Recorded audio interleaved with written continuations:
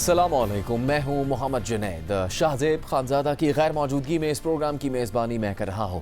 सिर्फ एक हफ्ता पहले कतर में होने वाले तकनीकी सतह के मुज़ाकरात के बाद अमेरिका और ईरान के दरमियान इस बात पर इत्तेफाक हुआ था कि मुज़ाकरात का सिलसिला जारी रखा जाएगा और ईरान के शहीद supreme leader Ayatollah Syed Ali Khamenei की तदफीन के बाद दोनों फरीक दोबारा मुज़ाकरात की मेज़ पर बैठेंगे। इस दौरान ये दावा भी किया गया कि दोनों तरफ से कोई फौजी कार्रवाई नहीं होगी, मगर आयतुल्लाह अली खामनेई की तदफीन से पहले ही आबना हुर्मुज़ में अमेरिका और ईरान के दरमियान एक बार फिर शदीद हमलों का सिलसिला शुरू हो गया है। साथ ही अमेरिका ने मफाहमती यादाश्त के तहत ईरानी तेल की फ़रोख्त पर आयद पाबंदी में दी गई रियायत का जनरल लाइसेंस भी मनसूख कर दिया, जबकि अमेरिकी सदर ट्रंप अब ये दावा कर रहे हैं कि उनके नज़दीक ये मुआहदा ख़त्म हो चुका है। और साथ ही ट्रंप ने इशारा भी दिया है कि अमेरिका आज रात दोबारा ईरान पर हमला कर सकता है। आज तुर्की में नेटो समिट के दौरान सदर ट्रंप ने एक सहाफ़ी के सवाल पर कहा कि मेरे नज़दीक ये मफाहमती यादाश्त ख़त्म हो चुकी है और ईरानी वक्त ज़ाया कर रहे हैं। Is the ceasefire done? Is the MOU dead? It's a very interesting question. To me, I think it's over. I don't want to deal with them anymore. They're led by sick people. As far as I'm concerned, it's over. I'll speak to our negotiators. They want to negotiate. They're good people. Steve Witkoff, Jared Kushner. But they have to come back to me. As far as I'm concerned, it's just a waste of time dealing with them. They're liars. We make a deal. Everyone's agreed. No nuclear weapon. They go outside, talk to the press. They say, we never even talked about it. There's something wrong with them. As far as I'm concerned, it's over. इसके बाद यूक्रेनी सदर Zelensky से मुलाकात के दौरान सदर Trump ने कहा कि मैं ईरानियों से खुश नहीं हूं और मैं गालिबन आज रात उन्हें दोबारा सख्त निशाना बनाऊंगा। मैं उन्हें पहले ही छोटी सी वार्निंग दे रहा हूं। We hit him very hard last night. Very, very hard. Probably hit him hard again tonight. I'll give him a little warning. We're going to hit him hard tonight. But we'll see how it all works out. No, I'm not happy with them. You know. इस सारी सूरत हाल में Iran के साबिक supreme leader शहीद Ali Khamenei की तदफीन से पहले जुलूसी जनाजा का सिलसिला मुसलसल 5वें दिन आज भी जारी है और ईरान के शहरों तेहरान और कुम के बाद अब आज इराक के शहर नजफ में भी शहीद अली खामनेई की नमाज जनाजा अदा कर दी गई, जिसमें लाखों अफराद ने शिरकत की है। जबकि ईरान के सदर मसूद पेज़ेश्कियान भी आज होने वाले जुलूसी जनाजा के लिए इराक में मौजूद थे, मगर बाद में अमेरिका के साथ हालिया कशीदगी के तनाजुर में वो वापस तेहरान चले गए। जबकि नजफ के बाद शहीद अली खामनेई की मैयत करबला रवाना कर दी गई और वहाँ जुलूसी जनाजा के बाद मैयत अब वापस ईरान ले जाई जाएगी, जहाँ कल मशहद में शहीद अली खामनेई को इमाम अली रज़ा के रोज़े में सुपुर्द खाक कर दिया जाएगा। दूसरी जानिब कल शाम से आबना हुर्मुज़ में अमेरिका और ईरान के दरमियान कशीदगी मुसलसल बढ़ रही है। पहले ईरान ने 3 तिजारती बहरी जहाज़ों पर यह इल्ज़ाम लगाते हुए हमला किया कि उन्होंने ईरान की मुकर्रर करदा हिदायत की खिलाफ वर्जी करते हुए आबना हुर्मुज़ अबूर करने की कोशिश की। इन 3 जहाज़ों में एक कतर और एक सऊदी अरब से ताल्लुक़ रखता था, जिसके बाद सऊदी अरब और कतर की जानिब से सख्त रद्दअमल सामने आया। इसके बाद अमेरिका ने भी सख्त बयान जारी किया, जबकि कल रात को पाकिस्तानी वक्त के मुताबिक तकरीबन 12 बजे अमेरिका ने ईरानी तेल की फ़रोख्त के हवाले से हाल ही में दी गई रियायत भी ख़त्म करने का ऐलान कर दिया। इस हवाले से अमेरिका की महकमा ख़जाना के सर्कुलर के मुताबिक अमेरिकी महकमा ख़जाना के office of foreign assets control ने ईरान से मुतालिक जनरल लाइसेंस X मनसूख कर दिया है और इसकी जगह जनरल लाइसेंस X1 जारी कर दिया गया है। ये नया लाइसेंस 21 जून 2026 को ईरानी खाम तेल, पेट्रोकेमिकल मसनूआत और पेट्रोलियम मसनूआत की प्रोडक्शन, तरसील और फ़रोख्त के लिए दिए गए इजाज़तनामे को मनसूख करने और मरहलावार ख़त्म करने से मुतालिक है। इस लाइसेंस के इजरा के साथ ही 21 जून को ईरान को जारी करदा जनरल लाइसेंस मुकम्मल तौर पर ख़त्म कर दिया जाता है। जबकि सर्कुलर के सामने आने के कुछ ही देर बाद पाकिस्तानी वक्त के मुताबिक रात तकरीबन 2 बजे अमरीकी सेंट्रल कमांड यानी सेंटकॉम ने ऐलान कर दिया कि आबना हुर्मुज़ में ईरान की जानिब से तिजारती जहाज़ों को निशाना बनाए जाने के जवाब में अमरीकी फोर्सेस ने ईरान के जनूबी साहली इलाकों में कई फौजी अहदाफ पर हमले किए। इस हवाले से जारी बयान में सेंटकॉम ने दावा किया कि अमरीकी फोर्सेस ने 7 जुलाई को ईरान के खिलाफ नए हमले किए हैं, जिनमें 80 से ज़्यादा अहदाफ को दुरुस्त निशाने वाले हथियारों से निशाना बनाया गया। ये कार्रवाई आबना हुर्मुज़ से गुजरने वाले तिजारती जहाज़ों पर ईरान के हालिया हमलों के फौरी जवाब में की गई। अमरीकी फोर्सेस ने ईरान के फ़िज़ाई दिफाई निज़ाम, command and control network, coastal radar centres और आबना हुर्मुज़ में और इसके करीब पासदारान इनकलाब की 60 से ज़्यादा छोटी कश्तियों को निशाना बनाया, ताकि ईरान की बैनुल-अक़वामी तिजारती रास्ते से गुजरने वाले तिजारती जहाज़ों पर हमले जारी रखने की सलाहियत को कम किया जा सके। सेंटकॉम का मज़ीद कहना है कि ईरान ने हाल ही में आबना हुर्मुज़ से गुजरने वाले 3 तिजारती जहाज़ों पर हमला किया। ईरानी अफ़वाज की ये बिला इश्तियाल कार्रवाई जंगबंदी की वाज़ेह और ख़तरनाक खिलाफ वर्जी है और जहाज़ों की आज़ादाना आमद व रफ्त को नुकसान पहुँचाती है।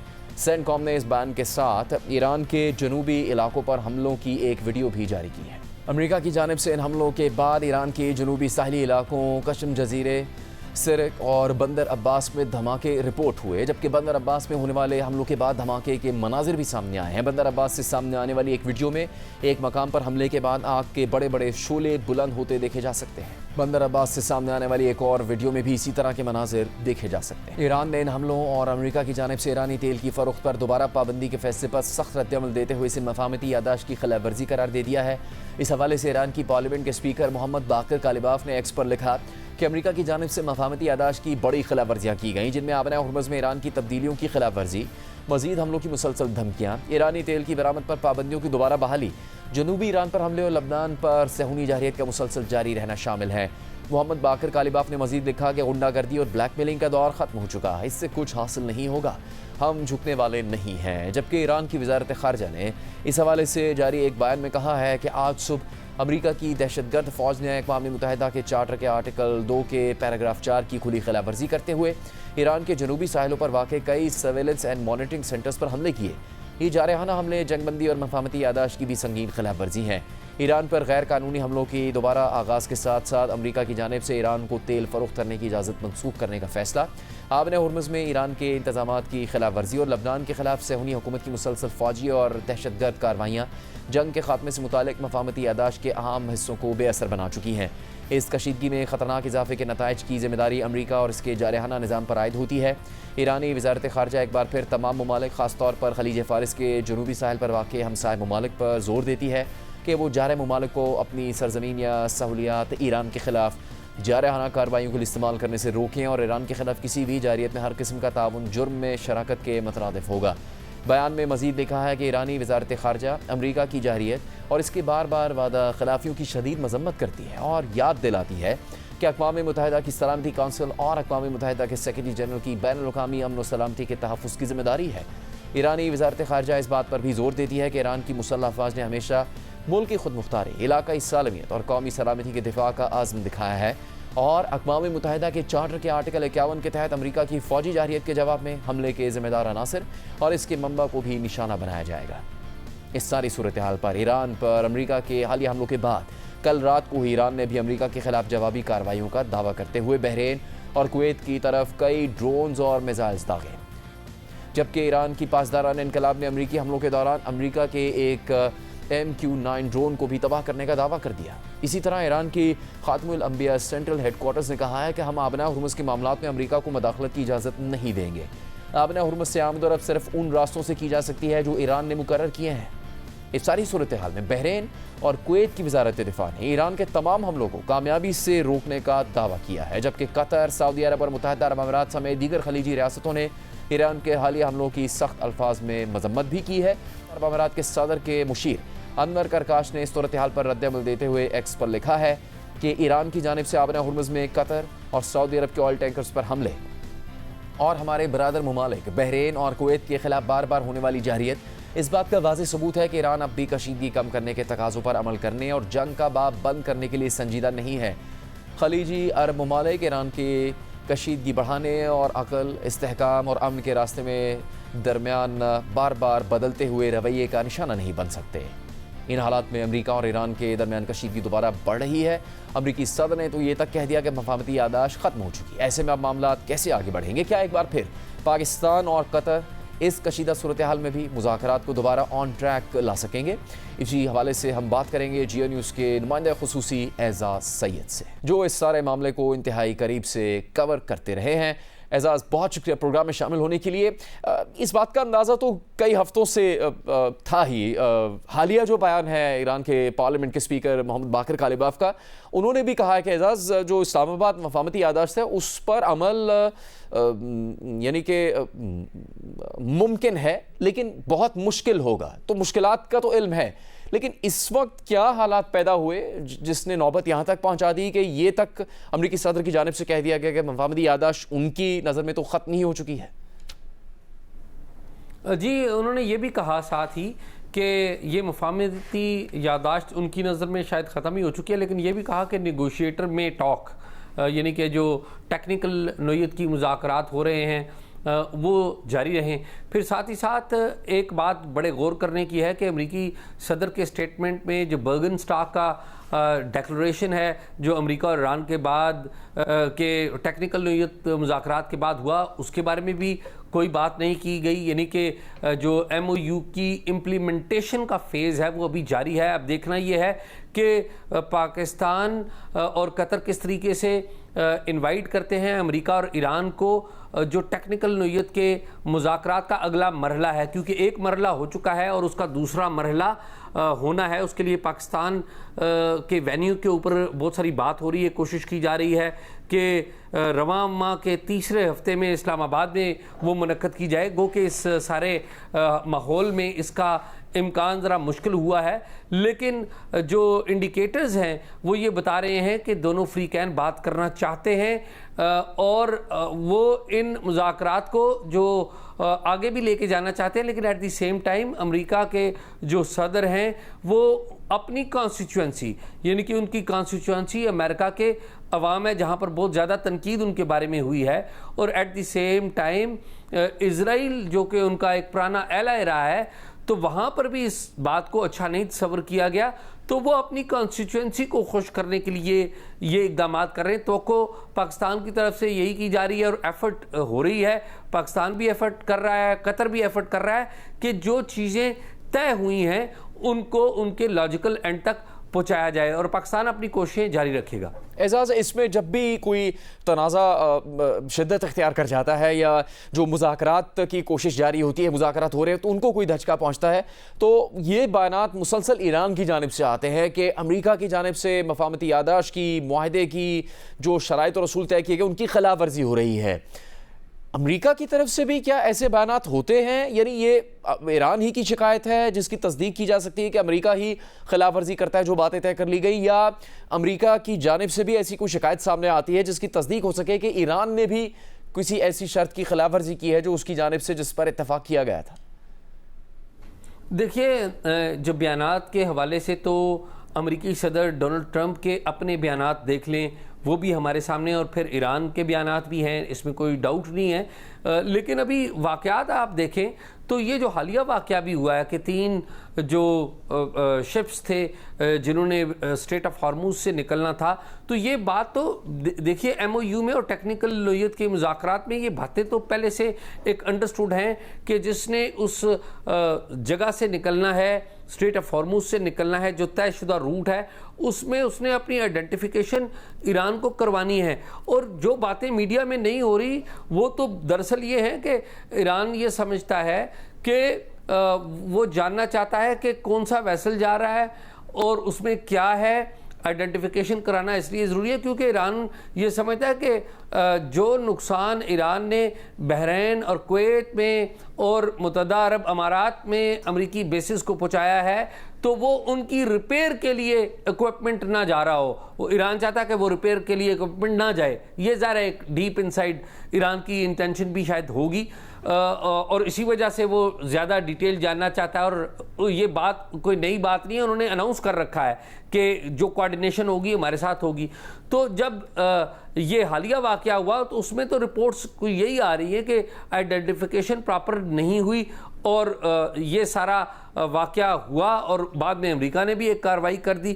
تو ایران اور امریکہ دیکھیے اپنے اپنے مفادات کو دیکھ رہے ہیں اور ایٹ دی سیم ٹائم جو پبلک لیول پہ بات آتی ہے وہ انہوں نے اپنی اپنی کانسٹیچوئنسی کو اپنی اپنی آڈینس کو بھی ایڈریس کرنا. بہت بہت شکریہ اعزاز سید. پروگرام میں آگے بڑھتے ہیں. کراچی کے قریب سمندر پر کارگو طیارہ لاپتہ ہو گیا تھا اور یہ خدشہ ظاہر کیا جا رہا تھا کہ طیارے کو فضائی حادثہ پیش آیا ہے, مگر اب سے کچھ دیر پہلے لاپتہ طیارے کا ملبہ مل گیا ہے. پاک بحریہ اور PMSA نے سمندر میں 12 گھنٹے سے زیادہ جاری رہنے والے آپریشن میں ملبہ تلاش کر لیا, مگر واضح رہے کہ مزید شواہد اور عملے کے اراکین کی تلاش کے لیے سمندر میں آپریشن جاری ہے. پرائیویٹ کمپنی K2 ایئر ویز کا کارگو طیارہ کل رات شارجہ سے کراچی آ رہا تھا تو دوران پرواز طیارے سے رابطہ منقطع ہو گیا.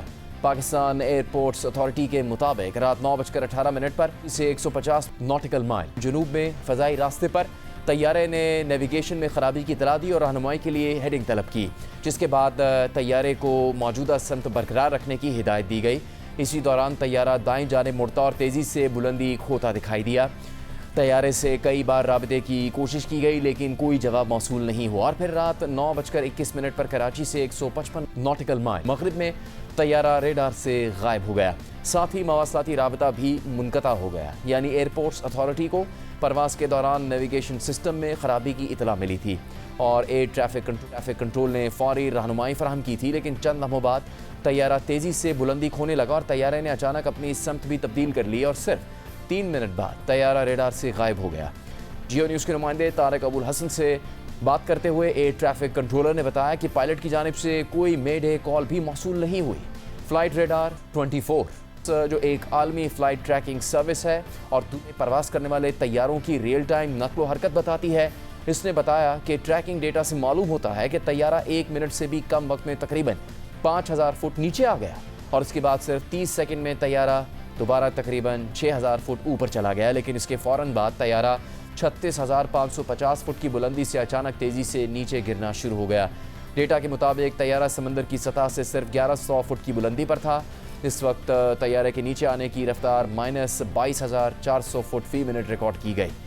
خبر رساں ادارے رائٹرز کے مطابق ماہرین کا کہنا ہے کہ طیارے کا اتنی تیز رفتاری سے نیچے آنا انتہائی غیر معمولی اور تشویشناک صورتحال کی نشاندہی کرتا ہے۔ طیارے میں عملے کے 5 افراد سوار تھے، جن میں pilot, first officer, flight engineer اور 2 ایئر کرافٹ انجینئر شامل ہیں۔ اس افسوسناک واقعے کے بعد سرچ اینڈ ریسکیو آپریشن شروع کیا گیا اور اب سے کچھ دیر پہلے طیارے کا ملبہ ملا ہے۔ مزید کیا کچھ سامنے آیا ہے ہم بات کریں گے، اس کے لیے جیو نیوز کے نمائندے طارق ابوالحسن سے جو ایویشن سے متعلق معاملات کو مسلسل کور کرتے ہیں۔ طارق ابوالحسن، اس علاقے میں، اس ریجن میں، اس خطے میں عام طور پر شاذ و نادر ایسے واقعات ہوتے ہیں جس میں کارگو طیارے کو حادثہ ہو، خاص طور پر بحیرہ عرب میں۔ کیا اب تک سامنے آ سکی ہے تفصیل جس سے کچھ واضح طور پر پتہ لگ سکے کہ آخر کن حالات کا سامنا کرنا پڑا اس طیارے کو جو اس کے حادثے کی وجہ بنے، جو اب تک معلومات سامنے آئی ہیں؟ جی، ہماری جو ایویشن ماہرین سے بات ہوئی ہے تو کوئی چیز ابھی تک مصدقہ طور پر ہم نہیں کہہ سکتے، اس لیے کہ باقاعدہ طور پر انویسٹیگیشن شروع نہیں ہو سکی ہے۔ آج شام طیارے کا ملبہ ملا ہے، لیکن یہ ملبہ اتنا کافی نہیں ہے کہ اس کی بنیاد کے اوپر کوئی باقاعدہ انویسٹیگیشن شروع کی جا سکے، تو اس لیے ہم حتمی طور پر تو یہ نہیں کہہ سکتے کہ طیارے کے ساتھ کیا معاملہ پیش آیا ہے، لیکن جو اطلاعات اب تک ہیں اور جو مختلف جو ذرائع ابلاغ ہیں ان کے ذریعے جو اطلاعات پہنچی ہے اور فلائٹ ڈیٹا ریکارڈر کے ذریعے جو جہاز کا فلائٹ پاتھ کو دیکھا گیا ہے، تو اس میں جو ہے بہت زیادہ غیر معمولی چیزیں جو ہے وہ نوٹ کی گئی ہیں، اور اس میں جو سب سے اہم چیز بتائی گئی ہے وہ یہ کہ طیارہ اپنے مقررہ روٹ کے اوپر پرواز کر رہا تھا اور کراچی سے تقریباً 300 ناٹیکل مائل تک طیارے کو کوئی پرابلم نہیں تھی، اور اچانک طیارے نے نیویگیشن آلات میں خرابی کی اطلاع دی، اور یہ کوئی بہت بڑا مسئلہ نہیں ہوتا ہے۔ متبادل سسٹم طیارے کے اندر موجود ہوتے ہیں جس کے ذریعے ایئر ٹریفک کنٹرولر طیارے کی رہنمائی کر سکتے ہیں، اور ایئر ٹریفک کنٹرولر نے یہی طریقہ اختیار کیا تھا، لیکن اس کے بعد اچانک جو ہے 3 منٹ کے اندر طیارے کا ہر قسم کا رابطہ بیک وقت منقطع ہو جاتا ہے، اور اس کے بعد جو ہے وہ طیارہ تیزی سے سمندر کی طرف جو ہے وہ جاتا ہوا دکھتا ہے۔ یہ بات ایویشن ماہرین کے نزدیک خاصی حیرت انگیز ہے کہ طیارہ بالکل ایک بلندی سے گرتے ہوئے پتھر کی طرح نیچے آیا ہے، اور اب یہ کیونکہ واضح ہو گیا کہ وہ سمندر میں گرا ہے، تو یہ صورتحال اس بات کی جو ہے وہ نشاندہی کرتی ہے کہ کیا طیارہ ایک سے زیادہ فنی خرابیوں کا شکار ہوا تھا، اور جہاز کا جو میکینیکل سسٹم ہے کیا وہ بھی بیک وقت فیل ہو گیا تھا، اور اس بات کا بھی خدشہ ظاہر کیا جا رہا ہے کہ کیا کوئی بیرونی آبجیکٹ تھا جو کہ طیارے سے ٹکرایا ہے اور اس کے بعد جو ہے وہ طیارہ تیزی سے زمین کی طرف آیا ہے۔ یہ بات بھی بہت غیر معمولی ہے کہ جس وقت طیارہ کسی مشکل صورتحال سے دوچار ہوتا ہے تو پائلٹ ایک آخری پیغام کے طور پر مے ڈے کال ضرور دیتے ہیں، لیکن اس واقعے میں ہم دیکھتے ہیں، اس طیارے کے معاملے میں دیکھتے ہیں کہ پائلٹس نے مے ڈے کال بھی نہیں دی ہے، تو یہ ایک بہت سنجیدہ نوعیت کا معاملہ ہے کہ آخر طیارے کے ساتھ ایسا کیا واقعہ پیش آیا اور اتنی اچانک کیا چیز ہوئی ہے کہ پائلٹس کو کسی چیز کی بھی مہلت نہیں مل سکی ہے۔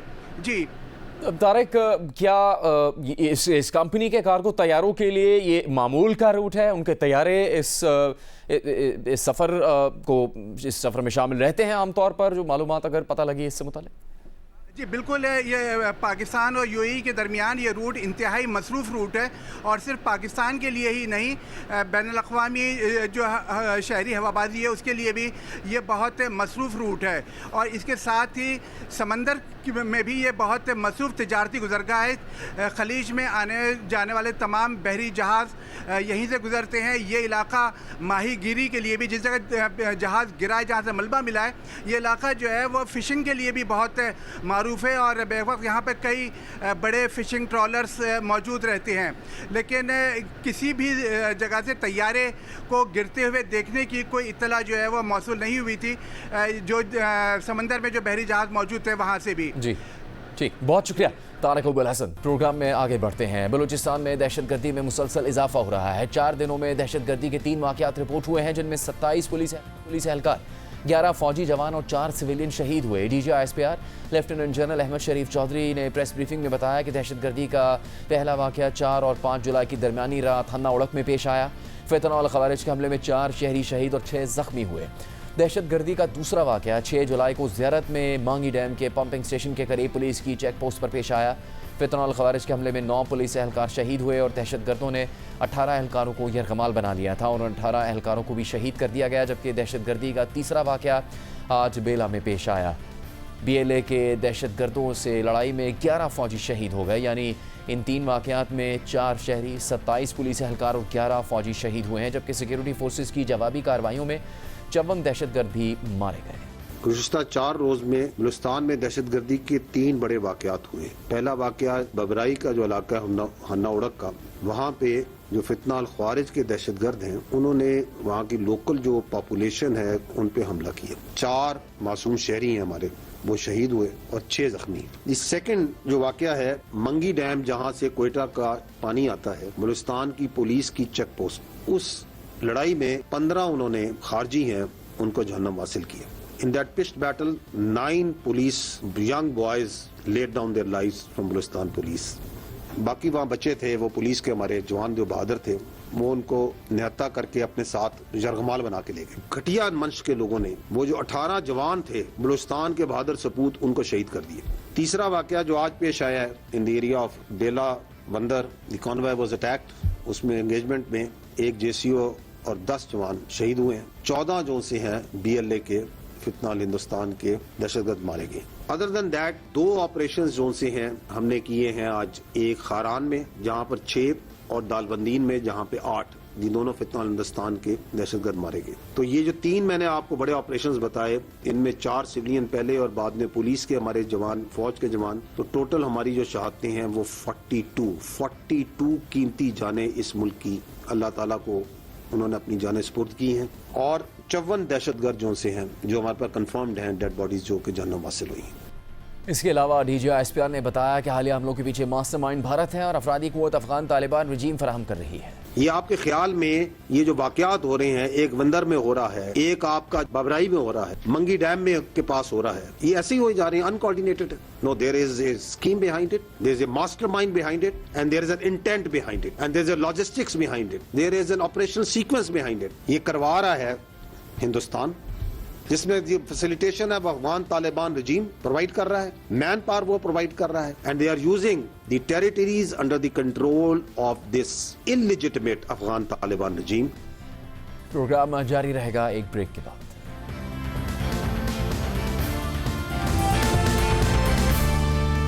ब्रेक के बाद प्रोग्राम में एक बार फिर खुशामदीद। हालिया बरसों में भारतीय हुकूमत इस संगीन तनाज़े और इल्ज़ाम की जद में रही है और बदनाम होती रही है कि वो अपनी खुफिया एजेंसीज और एजेंट्स को इस्तेमाल करके किराए के कातलों के जरिए भारत से बाहर अपने मुखालिफिन को निशाना बनाती है, कत्ल करती है और किसी भी मुल्क के कानून की परवाह नहीं करती।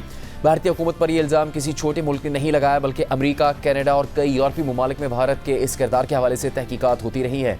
मगर बात सिर्फ भारतीय हुकूमत या एजेंसीज के सरहद पार जराइम तक महदूद नहीं है। भारतीय हुकूमत, भारतीय खुफिया एजेंसीज और उनके किराए के एजेंट्स के साथ साथ भारतीय जराइम पेशा गैंग्स से भी दुनिया के कई ममालिक तंग आ चुके हैं और ये ममालिक इन गैंग्स के संगीन जराइम से पर्दा उठा रहे हैं। यहाँ तक कि अब अमेरिका, कनाडा और यूरोप में कानून नाफिज करने वाले इदारों ने एक मुश्तरका ऑपरेशन के जरिए भारत से ऑपरेट करने वाले 3 बदनाम ज़माना गैंग्स के 24 अफराद को गिरफ्तार कर लिया है और मजमूई तौर पर 37 मुल्ज़िमान पर फ़र्द जुर्म आयद की गई है। ان پر سنگین الزامات لگائے گئے ہیں۔ ان گینگز میں بھارتی ریاست پنجاب سے تعلق رکھنے والے بدنام زمانہ لارنس بشنوئی اور گولڈی برار کا گینگ، بھگوان پوریا گینگ اور ڈھانڈا گینگ شامل ہیں۔ لارنس بشنوئی، جو معروف بھارتی شخصیات کو دھمکیاں دینے اور قتل کرنے کے جرم میں جیل میں قید ہے، اس پر اور گولڈی برار کینیڈا میں مقیم سکھ رہنما ہردیپ سنگھ نجر کے قتل کا بھی الزام لگایا گیا، اور امریکی حکومت نے بھارت سے لارنس بشنوئی کی امریکہ حوالگی کی کارروائی بھی شروع کر دی ہے۔ مذکورہ گینگز کے حوالے سے امریکی محکمہ انصاف کی پریس ریلیز میں بتایا گیا ہے کہ بھارت میں قائم منظم جرائم پیشہ گینگز کے خلاف انٹرنیشنل کریک ڈاؤن کے دوران امریکہ، کینیڈا اور یورپ کے قانون نافذ کرنے والے اداروں نے 24 افراد کو گرفتار کر لیا۔ گرفتار ملزمان کا تعلق بھارت میں قائم ایسے 3 گینگز سے ہے جو سرحد پار جرائم میں ملوث رہے ہیں۔ ان ملزمان پر کئی سنگین جرائم کے الزامات لگائے گئے ہیں، جن میں 2023 میں کینیڈا میں ایک نمایاں بھارتی سیاسی اور مذہبی شخصیت کا قتل بھی شامل ہے۔ پریس ریلیز کے مطابق انڈین گینگز کے خلاف اس کارروائی کو آپریشن ہارٹ بال کا نام دیا گیا، اور یہ کئی سال پر محیط تحقیقات کا نتیجہ ہے۔ یہ تحقیقات ایسے بھارتی کرائم سنڈیکیٹس کے خلاف کی جا رہی تھی جو دنیا بھر میں بھتہ خوری، target killing, shooting, international border سے منشیات کی اسمگلنگ اور دیگر جرائم میں ملوث ہیں، جن کے اثرات خاص طور پر بھارتی ڈائسپورا یعنی تارکین وطن پر پڑتے ہیں۔ پریس ریلیز کے مطابق امریکہ کی عدالت میں بھارتی جرائم پیشہ گینگز کے اراکین کے خلاف 3 فرد جرم عائد کی گئی ہیں، جن میں مجموعی طور پر 37 ملزمان کو نامزد کیا گیا ہے، جن میں 2 ایسے ملزمان بھی شامل ہیں جو بھارت میں قید رہتے ہوئے اپنے عالمی جرائم پیشہ نیٹ ورک چلا رہے تھے۔ امریکہ میں کیلیفورنیا سے 11 ملزمان گرفتار کیے گئے، جبکہ انڈیانا اور جارجیا سے ایک ملزم گرفتار ہوا ہے۔ اسی طرح کینیڈا میں بھارتی گینگز سے تعلق رکھنے والے 3 جرائم پیشہ افراد کو گرفتار کیا گیا۔ اسپین میں 1 ملزم گرفتار کیا گیا، جبکہ 7 ملزمان پہلے ہی حراست میں تھے۔ اس کے علاوہ مذکورہ ممالک کے قانون نافذ کرنے والے ادارے بھارتی جرائم پیشہ گینگز کے 10 مفرور ملزمان کی تلاش میں ہیں، جن میں سے 7 امریکہ، 2 بھارت اور 1 یورپ میں موجود ہے۔ پریس ریلیز کے مطابق تحقیقات کے دوران قانون نافذ کرنے والے اداروں نے تقریباً 1000 کلو کوکین، 1 کلو ہیروئن، $40,000 کیش اور 1 درجن فائر آرمز قبضے میں لے لیے ہیں۔ اس کے بعد امریکی محکمہ انصاف نے بدنام زمانہ بھارتی گینگسٹر لارنس بشنوئی پر فرد جرم کی تفصیلات پبلک کی ہیں۔ واضح رہے کہ لارنس بشنوئی خود تو اس وقت کئی مقدمات میں بھارت میں ہی جیل میں قید ہے۔ اس پر الزام ہے کہ وہ ایک جرائم پیشہ گینگ چلاتا ہے جو قتل، اغوا برائے تاوان، بھتہ خوری اور دیگر جرائم میں ملوث ہے۔ لارنس بشنوئی کے گینگ پر معروف پنجابی گلوکار سدھو موسے والا کو قتل کرنے کا بھی الزام ہے، اور Bollywood superstar Salman Khan کو بھی اسی کے گینگ کی جانب سے دھمکیاں ملتی رہی ہیں۔ سلمان خان کو سخت سیکیورٹی میں زندگی گزارنی پڑ رہی ہے۔ امریکی محکمہ انصاف کی پریس ریلیز کے مطابق بھارت کی ریاست پنجاب سے تعلق رکھنے والا 33 سالہ لارنس بشنوئی طویل عرصے سے بھارت میں قید ہے۔ ابتدا میں وہ خود کو ایک اسٹوڈنٹ لیڈر کے طور پر پیش کرتا تھا، لیکن بعد میں اسٹوڈنٹ پالیٹکس چھوڑ کر اس نے جرائم کی دنیا میں قدم رکھا اور اپنے فالوورز کو بھی جرائم کی دنیا میں لے گیا۔ لارنس بشنوئی نے سوشل میڈیا پوسٹ اور نیوز آرگنائزیشنز کو انٹرویوز کے ذریعے عوام میں خود کو محب وطن، قوم پرست اور انتہائی مذہبی شخص کے طور پر پیش کیا، اور اسی شناخت کو استعمال کرتے ہوئے بھارت، امریکہ اور دیگر مقامات پر اپنے کرائم سنڈیکیٹ کے لیے اراکین اور ساتھی بھرتی کیے۔ فرد جرم کے مطابق نجی طور پر لارنس بشنوئی ایک وسیع جرائم پیشہ نیٹ ورک چلاتا تھا جو کئی ممالک میں پھیلا ہوا تھا۔ وہ اپنے جیل کے سیل میں اسمگل کیے گئے موبائل فون اور مواصلاتی آلات استعمال کرتے ہوئے سیاسی قتل، عام افراد کے قتل، شوٹنگ، بھتہ خوری، اغوا، منشیات کی اسمگلنگ، انسانی اسمگلنگ اور دیگر جرائم کی براہ راست ہدایات دیتا تھا۔ ستمبر 2025 میں کینیڈا کی حکومت نے لارنس بشنوئی گینگ کو دہشت گرد قرار دیا۔ رپورٹ کے مطابق گینگ کے روزمرہ معاملات چلانے کے لیے لارنس بشنوئی نے اپنے قابل اعتماد معاونین اور ریجنل لیڈرز کو اختیارات دیے، جن میں پنجاب سے تعلق رکھنے والا 32 سالہ ستندر جیت سنگھ المعروف گولڈی برار بھی شامل تھا، جو نارتھ امریکہ میں بشنوئی گینگ کا سربراہ تھا۔ راجستھان سے تعلق رکھنے والا 37 سالہ روہت گودارا یورپ میں بشنوئی گینگ کا لیڈر تھا۔ اسی طرح پنجاب سے تعلق رکھنے والا 58 سالہ سکھراج سنگھ بھارت میں معاملات دیکھتا تھا۔ فرد جرم کے مطابق گولڈی برار اور روہت گودارا مؤثر طور پر لارنس بشنوئی کی نمائندگی کرتے تھے، اور امریکہ، کینیڈا، دیگر ممالک میں گینگ کے اراکین کی پرتشدد کارروائیوں سمیت دنیا بھر میں گینگ کے اراکین اور ساتھیوں کی جرائم پیشہ سرگرمیوں میں مدد کرتے تھے۔ یہ جرائم پیشہ گینگ ہر اس ملک میں پرتشدد سرگرمیوں میں ملوث تھے جہاں یہ آپریٹ کرتے تھے، جن میں امریکہ بھی شامل ہے۔ خاص طور پر بھارت اور دنیا بھر میں بھارتی تارکین وطن میں خوف کا ماحول پیدا کرنے کے لیے یہ گینگ وائلنس کا استعمال کرتا تھا، اور پھر اسی خوف کو بھتہ وصول کرنے کے لیے استعمال کرتا تھا، اور پھر ساتھ ہی یہ گینگ اپنی پرتشدد کارروائیاں اور جرائم کی تشہیر آن لائن ویڈیوز اور انٹرنیٹ پوسٹ کے ذریعے کرتا تھا۔ امریکی محکمہ انصاف کی پریس ریلیز کے مطابق فرد جرم میں بشنوئی گینگ کے جن جرائم کا ذکر ہے ان میں بھارت کی ریاست پنجاب سے تعلق رکھنے والے ایک نمایاں سیاسی اور مذہبی رہنما کا قتل بھی شامل ہے، جنہیں عدالتی دستاویزات میں HSN کہا گیا ہے اور وہ اپنے قتل کے وقت کینیڈا میں مقیم تھے۔ امریکی محکمہ انصاف کی اس پریس ریلیز میں فرد جرم کا حوالہ دے کر جس HSN نامی شخص کا ذکر کیا گیا وہ 2023 میں کینیڈا میں قتل کیے گئے سکھ رہنما ہردیپ سنگھ نجر ہیں، جن کے قتل کے بعد کینیڈا اور بھارت کے تعلقات میں بہت زیادہ کشیدگی آئی۔ کینیڈین حکومت نے بھارتی حکومت اور ایجنسیز پر اس قتل کا الزام لگایا تھا۔ تاہم امریکی محکمہ انصاف کی پریس ریلیز کے مطابق لارنس بشنوئی اور گولڈی برار پر اس قتل کا حکم دینے کا الزام ہے۔ یہ واقعہ 18 جون 2023 کو پیش آیا تھا۔ اس دن 2 مسلح افراد نے مذکورہ شخص یعنی ہردیپ سنگھ نجر کو کینیڈا میں ایک مندر سے باہر نکلتے وقت گولیاں مار کر قتل کر دیا تھا۔ فرد جرم کے مطابق بشنوئی گینگ باقاعدگی سے نمایاں مذہبی، سماجی اور سیاسی رہنماؤں کو تشدد کا نشانہ بناتا تھا اور ان ہائی پروفائل کارروائیوں کو متعلقہ برادری میں خوف پھیلانے اور بھتہ وصول کرنے کے لیے استعمال کرتا تھا۔ مثال کے طور پر نومبر 2023 میں بشنوئی نے کینیڈا کے شہر وینکوور میں ایک معروف بھارتی اداکار اور گلوکار کی رہائش گاہ پر ہونے والی فائرنگ کی ذمہ داری قبول کی اور فیس بک پر پنجابی زبان میں لکھا کہ تمہیں ہم سے کوئی نہیں بچا سکتا۔ لارنس بشنوئی، گولڈی برار، روہت گودارا اور دیگر افراد واٹس ایپ اور دیگر پیغام رسانی کی ایپس کے ذریعے متاثرین یا ان کے خاندانوں کو تشدد کی دھمکیاں دے کر بھتہ وصول کرتے تھے۔ مثال کے طور پر انہوں نے لاس اینجلس اور تھاؤزنڈ اوکس میں اپنے وکٹم سے دسمبر 2025 اور جنوری 2026 میں $50 لاکھ ادا کرنے کا مطالبہ کیا۔ بھتہ خوری کے علاوہ بشنوئی گینگ اپنی سرگرمیاں چلانے کے لیے انٹرنیشنل ڈرگ ٹریفکنگ اور حریف گینگز کی منشیات کی شپمنٹس کو لوٹنے کا کام بھی کرتا رہا۔ مثال کے طور پر نومبر 2024 میں لارنس بشنوئی اور گولڈی برار نے 49 کلو کوکین کی ترسیل کی نگرانی کی، جسے ریڈ لینڈز میں پکڑ لیا گیا۔ منشیات کی ایک کھیپ امریکہ سے کینیڈا ٹرکوں کے ذریعے بھیجی جانی تھی۔ مارچ 2024 سے جولائی 2025 تک بشنوئی گینگ نے گریٹر لاس اینجلس کے علاقے میں حریف منشیات فروش گینگز سے تقریباً 520 کلو کوکین چھین لی۔ پریس ریلیز کے مطابق فرد جرم میں لارنس بشنوئی، گولڈی برار، روہت گودارا اور 6 دیگر ملزمان پر مجرمانہ سازش، بھتہ خوری اور کوکین اور دیگر ممنوعہ مواد کی تقسیم کی سازش کا الزام عائد کیا گیا ہے۔ اس کے بعد امریکی محکمہ انصاف نے اپنی پریس ریلیز میں بشنوئی گینگ کے حریف بھگوان پوریا گینگ کے جرائم کی تفصیلات بیان کی ہیں، جس کے مطابق بھارت کی ریاست پنجاب سے تعلق رکھنے والا 38 سالہ گینگسٹر جگو بھگوان پوریا بھارت میں قید ہے۔ وہ پہلے لارنس بشنوئی کا ساتھی تھا لیکن بعد میں اس کا حریف بن گیا اور اس نے پنجاب میں اپنا الگ جرائم پیشہ گینگ بنا لیا۔ بھگوان پوریا گینگ بھارت میں قائم بین الاقوامی جرائم پیشہ سنڈیکیٹ کے طور پر کام کرتا ہے، جس کے اراکین امریکہ، کینیڈا، برطانیہ، یورپ، آسٹریلیا اور نیوزی لینڈ میں موجود ہیں۔ اس گینگ کے دنیا بھر میں 1000 سے زیادہ اراکین اور ایسوسیٹس ہیں، جبکہ امریکہ میں اس کے 100 سے زیادہ اراکین اور ایسوسیٹس موجود ہیں۔ اس گینگ نے بھارت میں اپنا اثر و رسوخ بڑھانے کے لیے بعض قانون نافذ کرنے والے اہلکاروں کو اپنے ساتھ ملا لیا اور بعض کرپٹ سرکاری اہلکاروں کے ساتھ مل کر کام کیا، جنہوں نے بھتہ خوری کی کارروائیوں میں اس گینگ کی مدد کی۔ بھگوان پوریا گینگ نے بھارت میں قانون نافذ کرنے والے اہلکاروں کو مبینہ جرائم کے بارے میں جھوٹی معلومات بھی فراہم کی اور اپنے مخالفین گینگز کو پھنسایا اور اپنے دیگر مخالفین کے خلاف بھی استعمال کیا۔ فرد جرم کے مطابق اپریل 2026 میں کیلیفورنیا میں رہنے والا 22 سالہ گرلال سنگھ، جو بھگوان پوریا گینگ کا اہلکار تھا اور غیر قانونی طور پر امریکہ میں مقیم تھا، اس نے ایک شخص کو دھمکیاں دی اور بعد میں اس شخص کا نام پنجاب کے ایک کرپٹ پولیس افسر کو دے دیا، جس کے بعد متاثرہ شخص، اس کے والد اور اس کی بہن کو بھارت میں جنوری 2026 میں ہونے والے ایک قتل کے مقدمے میں پھنسایا گیا اور پھر بھارت کے اس کرپٹ پولیس افسر نے متاثرہ شخص اور اس کے والد سے بھتہ وصول کیا۔ فرد جرم کے مطابق بھگوان پوریا گینگ کے ایک اور رکن گردیو سنگھ، جس کی عمر 26 سال ہے، اس نے امریکہ میں امیگریشن اینڈ کسٹمز انفورسمنٹ کی حراست میں ہونے کے باوجود امریکہ میں رہنے والے ایک خاندان سے بھتہ وصول کرنے کی کوشش کی اور دھمکی دی کہ تمہارے بچوں کو گولیاں مار دیں گے۔ یہ گینگ بھی اپنی سرگرمیوں کے لیے منشیات کی اسمگلنگ، خاص طور پر لاس اینجلس اور ان لینڈ امپائر میں منشیات کی ترسیل کے نیٹ ورک اور غیر قانونی اسلحے کی خرید و فروخت سے مالی وسائل حاصل کرتا تھا۔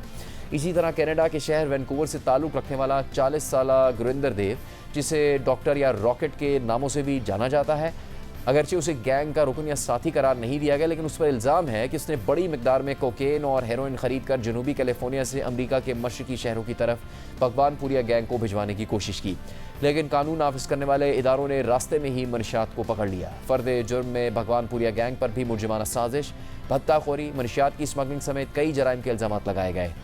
بشنوئی اور بھگوان پوریا گینگ کے بعد امریکی محکمہ انصاف کی پریس ریلیز میں بھارت سے ہی تعلق رکھنے والے ایک اور جرائم پیشہ نیٹ ورک ڈھانڈا گینگ کے حوالے سے تفصیلات بیان کی گئی ہیں۔ یہ گینگ بھی کئی ممالک میں آپریٹ کرتا ہے۔ پریس ریلیز کے مطابق فرد جرم میں کینیڈا کے شہر وینکوور سے تعلق رکھنے والے 57 سالہ روندر سنگھ ڈھانڈا المعروف رینڈی رولیکس یا جان وک کا نام بھی شامل ہے۔ اسی طرح فرد جرم میں کینیڈا کے صوبے برٹش کولمبیا سے تعلق رکھنے والے 50 سالہ جسکرن المعروف بابا اور برٹش کولمبیا کے شہر کرسچن سے تعلق رکھنے والے 43 سالہ گرتیج سنگھ المعروف سمبا سمیت 8 دیگر ملزمان کا نام بھی شامل ہے۔ ان سب پر الزام ہے کہ وہ ہر ہفتے امریکہ سے کینیڈا سینکڑوں کلو کوکین اور منشیات آئس بھی منتقل، اسمگل اور تقسیم کرتے تھے۔ فرد جرم کے مطابق روندر سنگھ ڈھانڈا منشیات کی تقسیم کا ایک ایسا نیٹ ورک چلاتا تھا جو امریکہ، کینیڈا اور میکسیکو میں سرگرم منشیات فروش گینگز کو بڑی مقدار میں کوکین اور منشیات آئس فراہم یا اسمگل کرتا تھا۔ مذکورہ منشیات کو چھپا کر گریٹر لاس اینجلس کے مختلف علاقوں سے ٹرکوں کے ذریعے امریکہ اور کینیڈا کی سرحد تک پہنچایا جاتا تھا۔ کبھی کبھار یہ کام کرنے کے لیے فارم ٹرکس کو بھی استعمال کیا جاتا تھا۔ فرد جرم میں خاص طور پر جولائی 2023 سے نومبر 2024 کے درمیان 430 کلو کوکین کی ترسیل کا ذکر کیا گیا ہے۔ اس فرد جرم میں ملزمان پر منشیات سے متعلق 5 الزامات عائد کیے گئے ہیں۔ ان تینوں گینگز کے جرائم اور ان پر الزامات کی تفصیلات بتانے کے بعد امریکی محکمہ انصاف نے پریس ریلیز میں یہ وضاحت بھی کی کہ فرد جرم صرف ایک الزام ہوتا ہے اور تمام ملزمان اس وقت تک بے قصور سمجھے جاتے ہیں جب تک وہ مجرم ثابت نہیں ہوتے، لیکن اگر جرم ثابت ہو گیا تو ان میں سے بہت سے ملزمان کو کم از کم 10 سال قید سے لے کر عمر قید تک کی سزا ہو سکتی ہے۔ اس فرد جرم اور بھارتی گینگز پر الزامات پر بات کرتے ہوئے امریکہ کے فرسٹ اسسٹنٹ اٹارنی نے کہا ہے کہ ایسے جرائم پیشہ گینگز جو اپنے ملک کی سرحدوں کے باہر جرائم کی کارروائیوں میں ملوث ہیں، انہیں امریکی حکومت کی پوری طاقت اور مکمل قانونی کارروائی کا سامنا کرنا پڑے گا۔ پروگرام جاری رہے گا ایک بریک کے بعد۔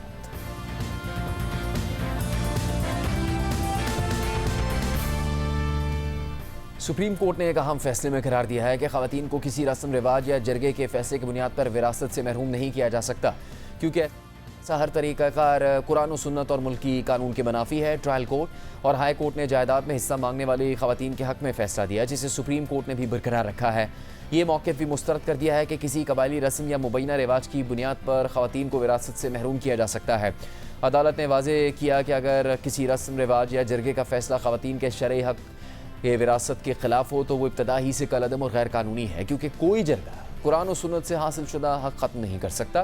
فیصلہ جسٹس عرفان سعادت خان نے تحریر کیا، جبکہ 2 رکنی بھائی جسٹس جمال خان مندوخیل کر رہے تھے۔ فیصلے میں لکھا ہے کہ موجودہ جواب دہندگان رحیمہ خاتون اور مرحومہ کریمہ خاتون جو مقدمہ دائر کیے جانے کے وقت زندہ تھیں، انہوں نے موجودہ درخواست گزاروں کے خلاف مقدمہ دائر کیا تھا۔ ان کا موقف تھا کہ وہ مٹھا خان کی قانونی وارث ہیں، جن کا انتقال 1938 میں ہوا۔ مٹھا خان کے انتقال کے بعد ان کی ایک بیٹی لال خاتون زندہ تھیں۔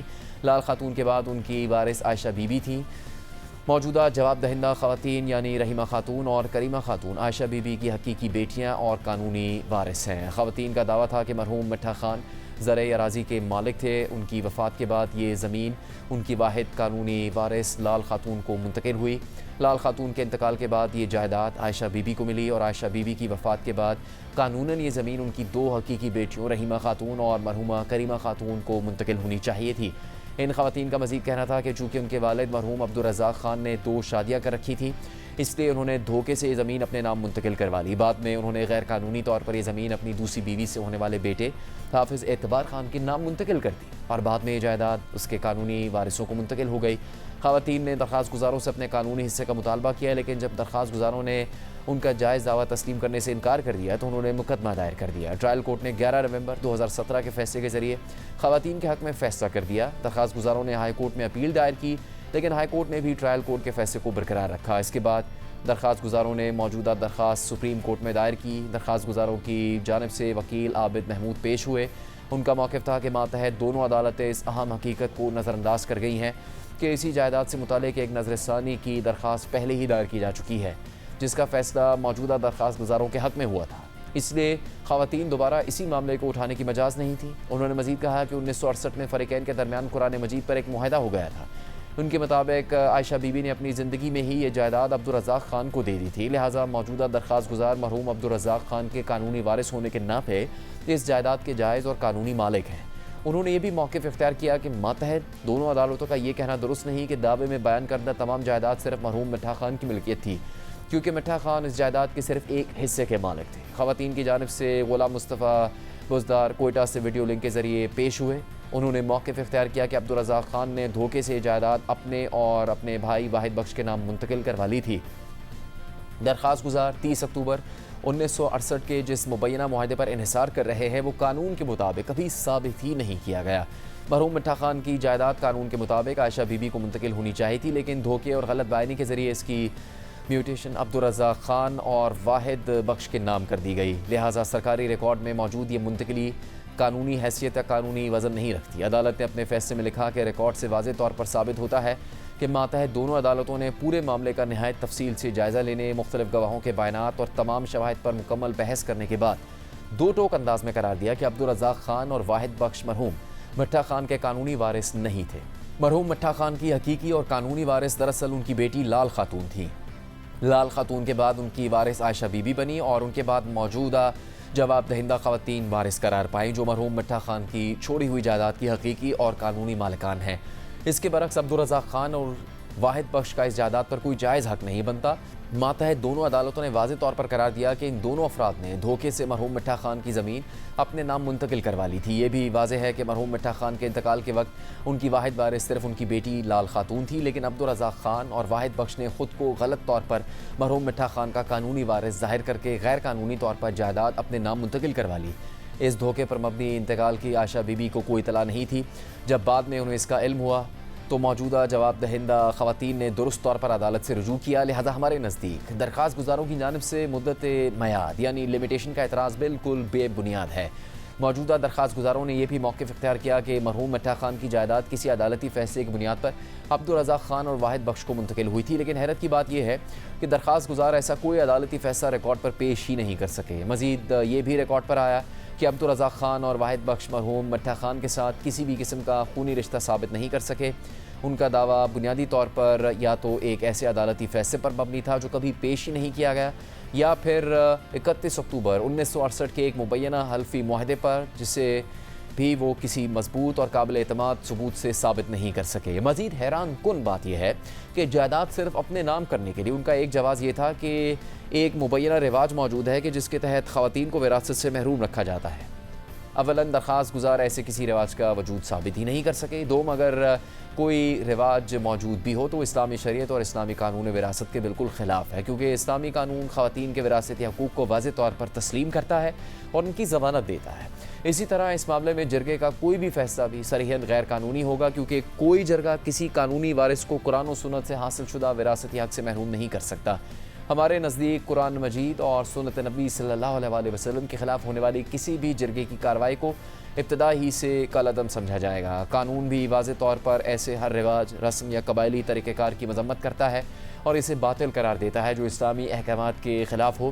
یہ قانون کا ایک اصول ہے کہ منتقلی کے اندراجات صرف ریونیو اور مالیاتی مقاصد کے لیے رکھے جاتے ہیں، لہٰذا اگر منتقلی عبدالرزاق خان، واحد بخش یا ان کے قانونی وارثوں کے نام موجود بھی ہو تو بھی صرف اس بنیاد پر اسے ملکیت کا ایسا قانونی ثبوت نہیں سمجھا جا سکتا جس کی بنیاد پر وہ قانونی وارثوں کو مکمل طور پر جائیداد سے محروم کر سکے۔ لہٰذا ہمیں ماتحت دونوں عدالتوں کے فیصلوں میں کوئی ایسی غیر قانونی چیز یا بے ضابطگی نظر نہیں آتی جس کی بنیاد پر ان میں مداخلت کی جائے۔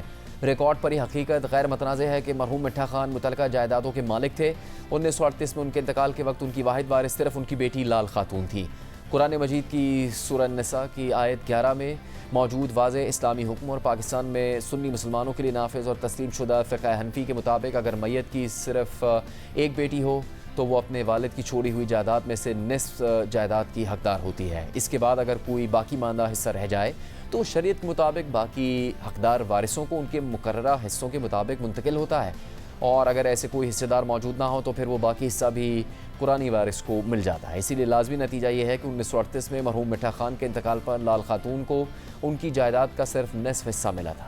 اسی طرح لال خاتون کے انتقال کے بعد ان کی واحد بیٹی عائشہ بی بی کو بھی اپنی والدہ کی ملکیت میں سے صرف نصف حصہ ملا۔ اسی طرح عائشہ بی بی مرحوم مٹھا خان کی اصل جائیداد کی صرف 1/4 حصے کی حقدار بنی۔ عائشہ بی بی کے انتقال کے وقت ان کے ورثہ میں ایک بیٹا بوستان خان اور 2 بیٹیاں رحیمہ اور کریمہ تھیں۔ عائشہ بی بی کی وفات کے بعد ان کی جائیداد کا نصف حصہ ان کے بیٹے بوستان خان کو ملا، جبکہ باقی نصف حصہ ان کی دونوں بیٹیوں میں برابر تقسیم ہوا۔ لہٰذا موجودہ جواب دہندہ خواتین جو عائشہ بی بی کی بیٹیاں اور قانونی وارث ہیں صرف اسی جائیداد میں حق رکھتی ہے جو شریعت کے مطابق عائشہ بی بی کی وفات کے وقت ان کی ملکیت تھی۔ اسی لیے ان کا حق صرف عائشہ بی بی کے اس 1/4 حصے میں ان کے مقررہ شرعی حصوں تک محدود ہے اور وہ مرحوم مٹھا خان کی پوری جائیداد کی حقدار نہیں ہے۔ لہٰذا ہم ٹرائل کورٹ کے فیصلے اور ہائی کورٹ کی جانب سے اس کی توثیق کو برقرار رکھتے ہیں۔ اس وضاحت کے ساتھ کہ خواتین کے نام ریونیو ریکارڈ میں زمین کا اندراج اور انہیں اس کا قبضہ دینا صرف اور صرف اوپر بیان کردہ اسلامی قوانین وراثت کے مطابق ہی عمل میں لایا جائے گا۔ چنانچہ یہ درخواست خارج کی جاتی ہے اور اپیل مسترد کی جاتی ہے۔ پروگرام کا یہاں پر اختتام ہوتا ہے۔ اجازت دیجیے، اللہ حافظ۔